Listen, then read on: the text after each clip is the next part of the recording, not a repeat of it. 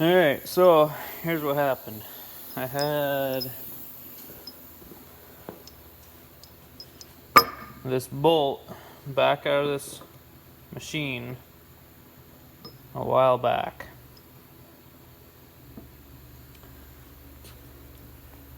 It goes through that bearing there, through the rest of that housing, and then into an adapter plate on the side of the motor, and it's a tensioner pulley, applies pressure to the belt that controls from the motor to the hydraulic pump.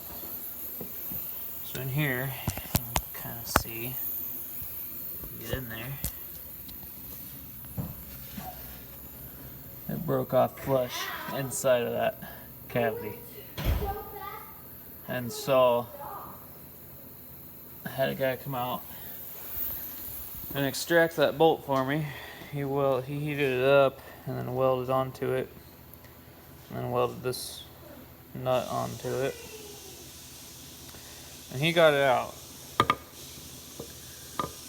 A while back it backed out, tensioner fell off. I put it back in with Loctite. This time it broke. So I don't know if there's something wrong with the tensioner. I don't think so, because it's fully mechanical. It's not like a rubber tensioner. Bearings are good. I've replaced this bearing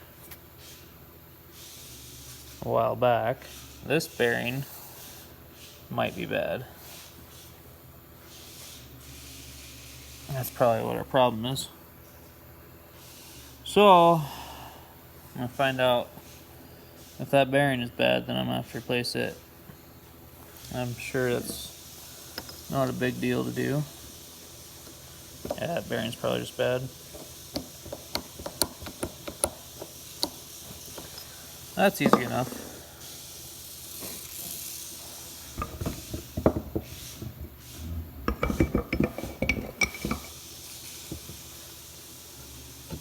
Yeah, that's where I'm at right now.